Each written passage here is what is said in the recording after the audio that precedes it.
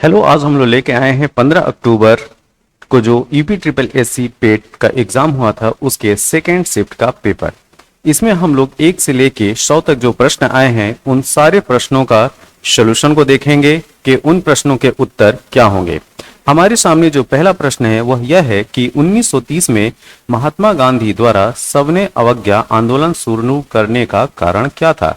तो उनके सविनय अवज्ञा आंदोलन शुरू करने का कारण यह है ऑप्शन सी, नमक कानून तोड़ने के लिए दांडी मार्च। ठीक है, अब आते हैं दूसरे प्रश्न पे। निम्नलिखित में से कौन सा 1857 के विद्रोह का परिणाम था। यहाँ पे कॉन्सिक्वेंसेस बताने हैं, परिणाम बताने हैं। तो देखिए 1857 के विद्रोह का परिणाम ये था सब प्रमुख कि ईस्ट इंडिया कंपनी की शक्तियों को ब्रिटिश क्राउन में हस्तांतरित कर दिया गया। ठीक है, अब आते हैं तीसरे प्रश्न पे। हमारे सामने तीसरा प्रश्न यह है कि निम्नलिखित में से कौन पृथ्वी का सबसे बड़ा अंतःस्थलीय, ठीक है, अर्थ largest inland body of water क्या है। तो अंतःस्थलीय जल निकाय कैस्पियन सागर है। तो इस तरह से उत्तर हो गया सी। चौथा प्रश्न, निम्नलिखित में से कौन स्वतंत्र भारत का पहला भारतीय, ध्यान देना, पहला भारतीय गवर्नर जनरल की बात की जा रही है। तो पहले भारतीय गवर्नर जनरल सी राजगोपालचारी थे। तो चौथे प्रश्न का उत्तर क्या होगा, सी। पांचवें प्रश्न पे आते हैं। निम्नलिखित में से किस अधिनियम द्वारा बर्मा, जो आज की डेट का म्यांमार है, बर्मा को भारत से अलग कर दिया गया था। तो यह भारत सरकार अधिनियम 1935 है। इस तरह से पांचवे का ऑप्शन ए सही है। छठे प्रश्न पे आते हैं। भारत को ब्रिटिश नियंत्रण से मुक्त करने के लिए भारतीय राष्ट्रीय सेना का गठन किसने किया था। ध्यान दीजिएगा, भारतीय राष्ट्रीय सेना का गठन रास बिहारी बोस ने किया था। आते हैं सातवें प्रश्न पे। सागौन के जंगल भारत के निम्नलिखित में से किस राज्य में पाए जाते हैं। तो सागौन के जंगल जो है वो मध्य प्रदेश राज्य में पाए जाते हैं। 7 का बी। सामान्य वर्षा में अचानक वृद्धि हो जाती है और कई दिनों तक लगातार जारी रहती है, इसे मानसून का प्रस्फोट या फटना कहते हैं। ठीक है, इसे मानसून बर्स्ट इंग्लिश में बोलते हैं। तो इस तरीके से आठवें प्रश्न का उत्तर क्या होगा, सी। जीएमटी का पूर्ण रूप क्या है। तो जीएमटी का पूर्ण रूप है Greenwich mean time, option B, 9 का बी। 10 नंबर पे आते हैं। प्रति 1000 लोगों पर जीवित जन्मों की वार्षिक संख्या को किस नाम से जाना जाता है। तो ये है डी ऑप्शन, क्रूड जन्म दर। अब आते हैं 11 नंबर प्रश्न पे। 1969 में कितनी प्रमुख निजी बैंकों का राष्ट्रीयकरण किया गया था। तो ये संख्या है 14, 11 का डी। 12 नंबर पे 1991 के आर्थिक सुधारों के बाद उद्योग विशेष के रूप से सार्वजनिक क्षेत्र के लिए आरक्षित थे। तो ये था परमाणु ऊर्जा उत्पादन, 12 का बी। 13 नंबर प्रश्न पे आते हैं। योजना आयोग के अंतिम उपाध्यक्ष, ठीक है, तो देखिए जो 12वां प्लानिंग कमीशन था 12th, उसके जो अंतिम उपाध्यक्ष थे मोन्टेन सिंह आहलूवालिया। ठीक, ऑप्शन ए। 14 नंबर पे आते हैं। निम्नलिखित में से कौन सा क्षेत्र भारत का सबसे बड़ा नियोक्ता है। उस क्षेत्र का नाम बताना है जिसमें सबसे ज्यादा लोग काम करते हैं। तो आज की डेट में वह है प्राथमिक क्षेत्र। ठीक है, कृषि और उससे संबंधित क्षेत्र को जो है प्राइमरी सेक्टर बोलते हैं। तो उसमें आज की भी डेट में भारत में सबसे ज्यादा लोग काम करते हैं। 15 नंबर पे आते हैं। निम्नलिखित में से किस राज्य को हरित क्रांति के लिए भारत का आरंभ स्थल के रूप में चुना गया। तो वह क्षेत्र है पंजाब, 15 का ए। अब आते हैं 16 नंबर पे। निम्नलिखित में से कौन सा अनुच्छेद अल्पसंख्यकों के हितों का संरक्षण, देखिएगा, ठीक है, protection of interest of minorities. तो ये है आर्टिकल 29। अब आते हैं 70 नंबर क्वेश्चन पे। तो 42nd संशोधन के माध्यम से संविधान में कौन सा नया डीपीएसपी राज्य नीति के निदेशक तत्व के सिद्धांत जोड़ा गया। तो इस प्रश्न का उत्तर है बी, सामान्य न्याय और निशुल्क विधिक सहायता, 17 का बी। अब आते हैं हम लोग क्वेश्चन नंबर 18 पे। निम्नलिखित में से कौन से मौलिक कर्तव्य हैं। तो सार्वजनिक संपत्ति की सुरक्षा करना ये भी आपका मौलिक कर्तव्य है। वैज्ञानिक दृष्टिकोण और मानववाद विकसित करना ये भी है। भारत की संप्रभुता, अखंडता और एकता की रक्षा करना ये भी है। ठीक है, तो इसका उत्तर हो जाएगा ए, ये सभी 18 का ए। अब आते हैं 19 नंबर प्रश्न पे। देखिए, सभी अम्लों में समान तत्व है। ध्यान दीजिएगा, यहाँ पे ऑप्शन जो है वो 4 दिए गए हैं। इन ऑप्शंस में एक ऑप्शन ये भी है कि इनमें से कोई नहीं। अगर हम लोग लुईस एसिड, ध्यान देना, अगर आप लोग लुईस एसिड या लुईस अम्ल को कंसीडर करते हैं तो लुईस अम्ल में BF3AlCl3 भी आते हैं, जिसमें हाइड्रोजन उपस्थित नहीं होता है और ये अम्ल हैं। तो इसको ध्यान में रखते हुए उत्तर होना चाहिए इनमें से कोई नहीं। बहुत लोगों को जो कंफ्यूजन है, ठीक है, या जो उत्तर दे रहे हैं कि सभी अम्लों में जो समान तत्व है वो हाइड्रोजन पाया जाता है, लेकिन ये हार्ड एंड फास्ट रूल नहीं है किसी के अम्लता शो करने के लिए। ठीक है, तो इसका उत्तर 19 का मेरे हिसाब से ए होना चाहिए। अब आते हैं 20 नंबर प्रश्न पे। नॉन स्टिक खाना पकाने के बर्तन से लेपित है टेफ्लॉन। ठीक है, अनुच्छेद 245 के अनुसार संसद का कार्य क्या है? कानून बनाना। ठीक है, अब आते हैं 22 नंबर पे। सरकारी आयोग निम्नलिखित में से किससे संबंधित है? यह है केंद्र और राज्य संबंध से। अब आते हैं 23 नंबर प्रश्न पे। प्रकाश वर्ष का एक माप है क्या? यह है तार की दूरी। जो स्टीलर डिस्टेंस होते हैं उसको प्रकाश वर्ष में मापा जाता है। और प्रकाश वर्ष होता क्या है? प्रकाश वर्ष वह डिस्टेंस है जो प्रकाश की स्पीड द्वारा एक वर्ष में तय की गई दूरी है। ठीक है, अब आते हैं 24 नंबर प्रश्न पे। 24 नंबर प्रश्न जो है वो गणित का प्रश्न है। तो 24वें नंबर प्रश्न का उत्तर होगा ए, 7.9। 24 का ए। 25 पे आते हैं। एक परीक्षा में 70% अभ्यर्थी भौतिकी में उत्तीर्ण हुए और 80% अभ्यर्थी तकरणा में उत्तीर्ण हुए। यदि इन दोनों विषयों में 55% अभ्यर्थी उत्तीर्ण हुए तो दोनों विषयों में कितने प्रतिशत अभ्यर्थी अनुत्तीर्ण हुए? ठीक है, तो 25 नंबर प्रश्न का उत्तर है 5%, ऑप्शन बी। 26, निम्नलिखित में से कौन सा सबसे बुद्धिमान स्तनधारी है? इसमें मैमल की बात की जा रही है, सबसे इंटेलिजेंट मैमल्स, ये है डॉल्फिन। 26 का सी। पौधों का विकास किससे प्रभावित होता है? प्रकाश की गुणवत्ता, मात्रा और अवधि। यस, ये तीनों फैक्टर हम इन्वॉल्व करेंगे। इसका उत्तर होगा 27 का ए। अब आते हैं 28 नंबर प्रश्न पे। दिए गए भिन्नों 4/9, 5/7, 11/13, 13/17 में सबसे बड़ा कौन सा है? तो 28 का उत्तर है 13/17। अब आते हैं 29 नंबर प्रश्न पे। 29 नंबर प्रश्न का उत्तर है √5 - 2, बी। 29 का बी। 30 नंबर 308, 125, 45, 120 और 102 का औसत है। इनका औसत निकालना है। तो औसत इन जो है इन पांचों संख्याओं को जोड़ लीजिए और 5 से भाग दे देना है। ठीक है, तो 30 नंबर प्रश्न का उत्तर है 30 का ए, 140। स्थावर का विलोम शब्द क्या होगा? स्थावर का विलोम शब्द होता है जंगम, ए। 35 नंबर बिल्ली को पहले ही दिन मारना चाहिए का अर्थ है। ठीक है, 30 के बाद हम 32 नंबर पे आएंगे। भय का समन शुरू से ही कर देना चाहिए, इसका मतलब ये होगा, तो ऑप्शन होगा बी। 33 स्वल्प का संधि विच्छेद क्या होगा? 33 का उत्तर का सु अल। ठीक है, 34 इति का सही अर्थ भेद है। 34 का उत्तर होगा समाप्ति अविघ्न, 34 का बी। 35 ईश्वर में विश्वास रखने वाला, इस शब्द समूह के लिए एक शब्द बताइए। तो 35 का है ईश्वर में विश्वास रखने वाला, एक आस्तिक। 36 नंबर, ये जो 36 नंबर है वो पैराग्राफ पे है।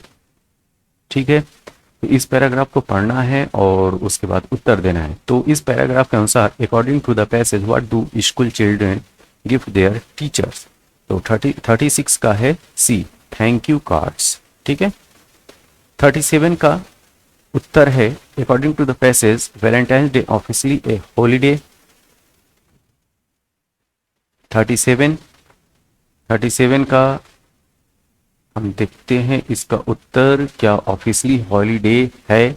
Most people think romantic holiday, valentine day, government office and schools are open as usual. ठीक है, तो valentine's day is not an official holiday. ठीक है, according to the passage is valentine day is holiday? No. ठीक है, 37 का सी। अब आते हैं 38 पे। 38, choose the correct synonym of tame. Tame का choose the correct synonym of tame. Tame का सिनोनिम क्या होगा? तो 38 का उत्तर होगा सी, स्पिरिटेड। ठीक है, 39 number, choose the correct antonym of rapid. Rapid का टार्डी। ठीक है, give one word substitute for the following, one who is indifferent to pleasure और पेन। तो 40 नंबर का आंसर होगा स्टोइक। ठीक है, स्टोइक का मतलब उदासीन होता है। 41, एक तस्वीर को इशारा करते हुए ए ने अपने दोस्त बी से कहा, वह मेरी माँ के पिता की इकलौती बेटी है। ठीक है, तो फोटोग्राफ वाले व्यक्ति से किस प्रकार संबंधित है? तो ये है उसका बेटा ए। दोनों कथनों को पढ़ें और तय करें कि निम्नलिखित में से कौन सा उत्तर विकल्प इन दोनों कथनों के बीच के में संबंध सही ढंग से दर्शाता है। तो 42 का आंसर होगा डी, कथन एक और दो दोनों स्वतंत्र कारण है। 43 पे आते हैं। भारत गौरव पर्यटक ट्रेन को जून 2022 में रामायण सर्किट के हिस्से के रूप में भारत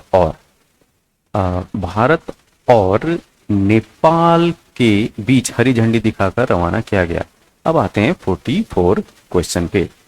तो भारत ने दोनों देशों के बीच मजबूत और दीर्घकालिक साझेदारी के निर्माण के लिए चल रहे प्रयासों के तहत निम्नलिखित किस देश के साथ 75 एम्बुलेंस और 17 स्कूल बसें उपहार में दी? तो ये भी उत्तर है इसका नेपाल। ओके, निम्नलिखित प्रश्न में दिए गए विकल्पों में से असंगत का चुनाव करना है। तो 45 का आंसर है 401, 401। 46 नंबर क्वेश्चन हम पाते हैं। 1 जनवरी 2006 को रविवार था और 1 जनवरी 2010 का सप्ताह का कौन सा दिन था? ठीक है, तो 46 का उत्तर है शुक्रवार, डी। 47, यदि किसी निश्चित भाषा में एक्टी को EDUJWA के रूप में कोडित किया जाता है तो उस कोड को EFFECT को कैसे कोडित किया जाएगा? तो 47 का उत्तर होगा बी, TGFDE।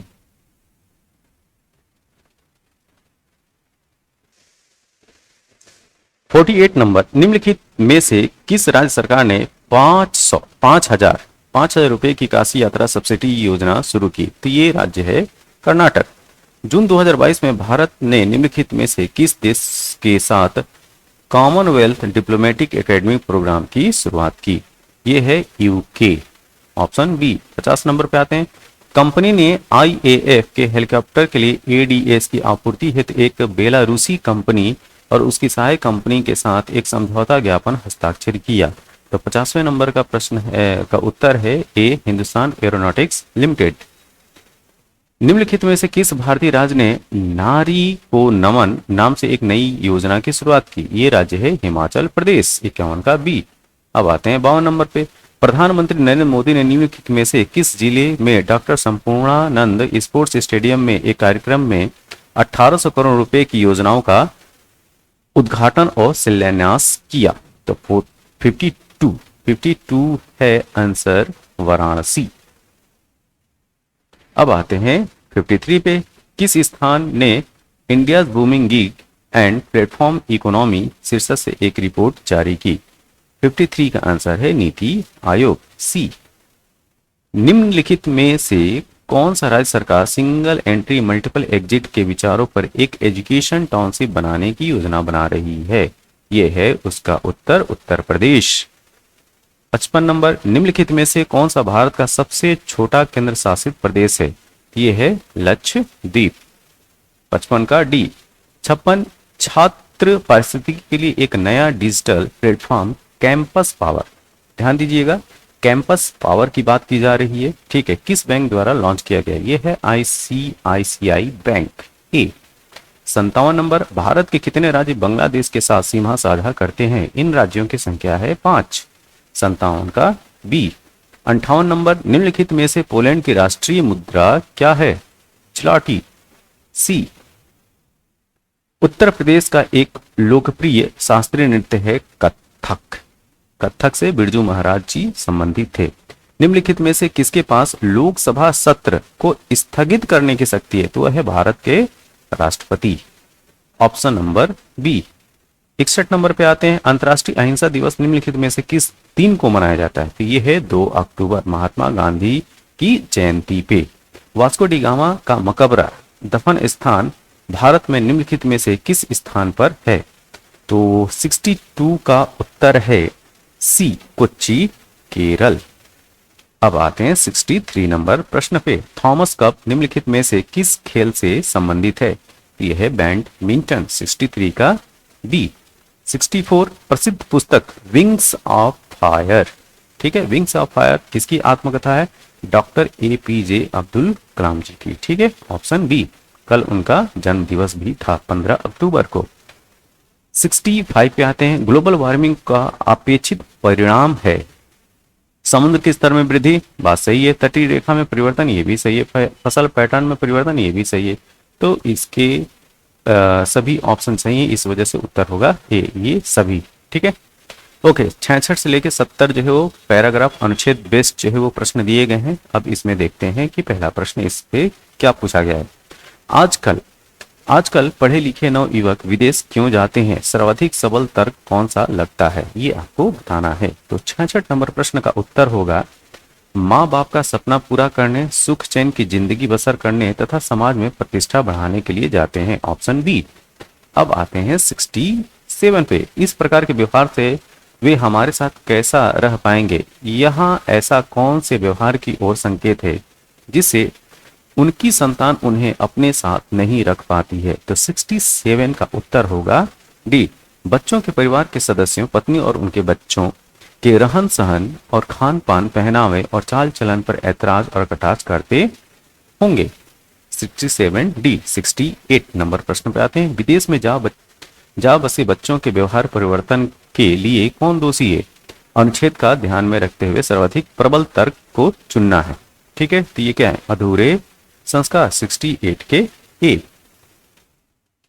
विदेश में जा बसे बच्चों के माँ बाप अपने द्वारा भोगे जाने वाले कष्टों और दुश्चिंताओं की चर्चा किसी से क्यों नहीं करते हैं? जग हंसाई से बचने के लिए। Option B. 70, बच्चों की शिकायत है कि माँ बाप पत्नी और बच्चों के साथ एडजस्ट नहीं करते और अपने पुराने जमाने की चीजों को यहाँ थोपना चाहते हैं। इसके लिए कौन सही में दोषी है? 70 का ऑप्शन है 2 पीढ़ियों का अंतराल, ठीक है। 70 का डी। 71 से लेकर 75 जो भी प्रश्न है ये भी जो है वो पैराग्राफ अनुच्छेद आधारित प्रश्न है। इसमें देखते हैं कि 71 नंबर का प्रश्न क्या है। आज के बुजुर्गों के लिए बदलते समय में कौन सी सर्वोचित मांग है जिससे वे चैन से अपना बुढ़ापा काट सके? तो 71 प्रश्न का उत्तर होगा डी। बुजुर्ग बुढ़ापे के लिए कुछ अर्जित करके रखें और अगली पीढ़ी के सदस्यों पर न बोझ बने और न अपनी राय थोपें। 71 का डी। 72, कौन से माँ बाप अपने ही घर में दीनहीन से होकर बच्चों का मुंह नहीं ताकते हैं? तो 72 प्रश्न का उत्तर होगा डी। जो माता पिता बदलते समय के साथ अपने आप को बदल लेते हैं और बहू बेटों और उनके परिवारों को उचित सम्मान देते हैं। 73 की बात कर लें। माता पिता द्वारा प्यार, दुलार एवं समस्त संसाधनों के दिए जाने के बावजूद आज की युवा पीढ़ी से वह आत्मीयता गायब है जो पुरानी पीढ़ी तक विद्यमान थी। इसका सबसे उचित कारण क्या हो सकता है? तो 73 का उत्तर होगा ए। पीढ़ियों के अंतरण के कारण जीवन मूल्यों के बदलने से युवा पीढ़ी अदूरदर्शी और असहनशील होती जा रही है और उसकी ग्रहणशीलता कम होती जा रही है। 73 का ए। अब आते हैं 74 नंबर क्वेश्चन पे। संतान के साथ रहने की इच्छा होते हुए भी कई माँ बाप अकेले रहने के कारण सा है? सबसे सबल तर्क आपको बताना है। तो 74 का उत्तर होगा सी। माँ बाप का बीमार और लाचार होना, देखिए सी प्रश्न वो ऑप्शन क्या है? माँ बाप का बीमार और लाचार होना और अपने द्वारा संतान पर किए एहसानों का लगातार गुणगान करते रहना। 75 देखते हैं। कौन से बच्चे अपने माता पिता को वृद्धा आश्रम में भेज देने की बात करते हैं? जो बच्चे संस्कारहीन और अविवेकी हैं और जो अपने भविष्य को नहीं देख पाते वो। अब आते हैं 76 से लेके 80 नंबर प्रश्न पे। ये जो है यहाँ पे 5 जिलों में प्रतियोगी परीक्षाओं में उपस्थित उत्तीर्ण चयनित उम्मीदवारों की संख्या के आंकड़े तालिका में उल्लेखित है और इसके आधार पे हमें उत्तर देना है। तो 76 किस जिले के लिए विगत वर्षों में चयनित उम्मीदवारों की औसत संख्या न्यूनतम है? तो ये है जिला ई। 77 जिला सी में चयनित उम्मीदवारों का प्रतिशत जिला सी से उत्तीर्ण उम्मीदवारों की तुलना में किस वर्ष में सबसे अधिक है? तो 77 का उत्तर है सी 2012। जिला डी से उत्तीर्ण उम्मीदवारों का प्रतिशत जिला डी से उपस्थित होने वालों की तुलना में किस वर्ष में सबसे कम है? यहां पे बताना है सबसे कम है। तो 78 का उत्तर है 2014 डी। वर्ष 2011 में किस जिले में उपस्थित उम्मीदवारों की तुलना में चयनित उम्मीदवारों का प्रतिशत सबसे अधिक था? 79 का उत्तर है जिला ए। समीक्षाधीन अवधि के दौरान जिला ई से चयनित उम्मीदवारों की संख्या इस अवधि के दौरान जिला ए से चयनित उम्मीदवारों की संख्या का लगभग कितना प्रतिशत है? 80 नंबर प्रश्न का उत्तर है डी 88.54। 81 से 85 तक जो प्रश्न दिए गए हैं वो तालिका बेस्ड प्रश्न है। ठीक है, इसमें दिया गया है कि 5 महीनों के दौरान 5 कंपनियों द्वारा बेचे गए उत्पादों की संख्या। ठीक है, इधर जो है महीने दिए गए हैं जनवरी, फरवरी, मार्च, अप्रैल और मई। ठीक है, और ये है कंपनियां PQRST। अब देखिए 81 नंबर प्रश्न क्या है? मार्च में कंपनी पी और आर द्वारा बेचे गए उत्पादों की कुल संख्या का अप्रैल उन्हीं कंपनियों द्वारा बेचे गए उत्पादों की कुल संख्या में अनुपात कितना है? 81 नंबर प्रश्न का उत्तर है 59:80 ए।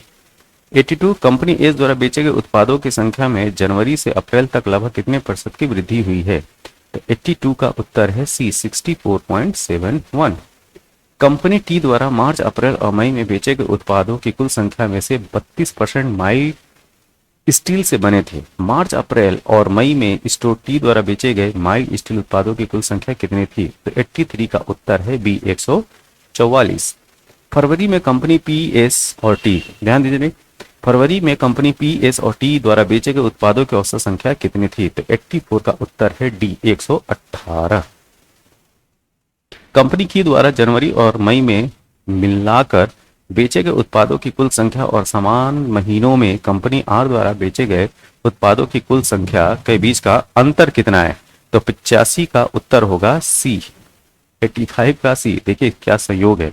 ठीक है, 86 से 90 अब देखते हैं। यहाँ पे जो एक पाई चार्ट दिया गया है, ठीक, जिसमें विभिन्न क्षेत्रों पर विश्वविद्यालय के खर्च को दर्शाया गया है। चार्ट को ध्यानपूर्वक पढ़ना है और इसका उत्तर देना है। ठीक है, इसमें देखिए कार्यक्रमों की तुलना में अनुसंधान पर लगभग कितना प्रतिशत अधिक खर्च किया गया है? तो 86 का उत्तर है सी। ठीक है, 86%। छात्रावास पर कुल खर्च का लगभग कितना प्रतिशत खर्च किया गया है? तो 87 का है ए 12.78%। 88 नंबर, यदि वर्ष के दौरान विभिन्न क्षेत्रों पर खर्च की गई कुल राशि इकाई, दहाई, सैकड़ा, हजार, 10,000, लाख, 10 लाख, करोड़, 1,80,00,000 हो तो आधारभूत संरचना पर खर्च की गई राशि छात्रावास पर खर्च की गई राशि का से कितना अधिक है? तो 88 का उत्तर है ये 2 लाख। खेलों पर शिक्षा की तुलना में कितने प्रतिशत कम खर्च किया जाता है? ये है इसका उत्तर 35 सी। यदि वर्ष के दौरान खेलों पर खर्च की गई कुल राशि 1.8 करोड़ थी तो शिक्षा और अनुसंधान पर कुल खर्च की गई राशि थी 90 का उत्तर है ए 72,50,000। ये उत्तर होगा ये। अब आते हैं नेक्स्ट 91 से 95 तक। निम्नलिखित लाइन ग्राफ द्वारा 2001 से 2006 की अवधि के दौरान दो कंपनी ए और बी द्वारा अर्जित प्रतिशत लाभ प्रदान करता है। ठीक है, तो ये ग्राफ बेस्ड क्वेश्चन है। 2005 में दो कंपनियों ए और बी की आय क्रमशः 3:4 के अनुपात में थी। 2005 में उनके व्यय का क्रमशः अनुपात क्या था? तो 91 का उत्तर होगा सी, 45:68। ठीक है, 92 पे आते हैं। यदि 2005 में दो कंपनियों की आय समान थी तो 2005 में कंपनी ए के व्यय का कंपनी बी के व्यय से अनुपात क्या था? तो 92 का उत्तर होगा ए, 15:17। यदि 2002 में कंपनी बी का व्यय 200 करोड़ रुपए था और 2002 में आय क्या थी? 93 का उत्तर है 260 करोड़। यदि 2001 में कंपनी ए और कंपनी बी का व्यय समान था और 2001 में दोनों कंपनियों की कुल आय 342 करोड़ थी तो 2001 में दोनों कंपनियों का कुल लाभ कितना था? तो यहाँ पे एक फार्मूला भी इन्होंने दे दिया, लाभ बराबर आय माइनस व्यय। ओके, तो 94 का उत्तर होगा 102 करोड़। 95 नंबर पे आते हैं। वर्ष 2003 में कंपनी ए का व्यय रुपये 200 करोड़ रुपए था और 2003 में कंपनी ए की आय 200, 2006 में उसके खर्च के समान थी। तो 2006 में कंपनी ए की आय क्या थी? तो 95 नंबर क्वेश्चन का उत्तर होगा बी, 464 करोड़। अब आते हैं 96 पे। जजिया फिर से लगाने वाले मुगल शासक का नाम बताना है। तो जजिया को फिर से लगाता है औरंगजेब, ऑप्शन बी। निम्नलिखित में से किसे अंग्रेजों द्वारा शुरू किए गए सबसे महत्वपूर्ण योगदान में एक माना जाता है? रेलवे, ऑप्शन बी, 97 का बी। 98 नंबर पे आते हैं। पंचतंत्र की कथाएं किसके द्वारा लिखी गई थीं? तो ये पंचतंत्र की कथाएं विष्णु शर्मा द्वारा लिखी गई थीं। गौतम बुद्ध ने सारनाथ में पहला उपदेश किस मुद्रा में दिया? तो वो है धम्म चक्र प्रवर्तन मुद्रा, ऑप्शन बी। 100 और लास्ट, निम्नलिखित में से किस शासक के दरबारी कवि हरिसेन थे? तो ये थे समुद्रगुप्त के दरबार में। तो ये हमारे सामने जो है 1 से लेके 100 जो प्रश्न थे उनका सॉल्यूशन था। मैं आशा करता हूं कि आप लोग को ये अच्छा लगा होगा। जिन प्रश्नों के उत्तर में त्रुटि होगी आप जरूर बताइएगा, हम इसमें संशोधन करने की कोशिश करेंगे। तब तक के लिए धन्यवाद, थैंक यू।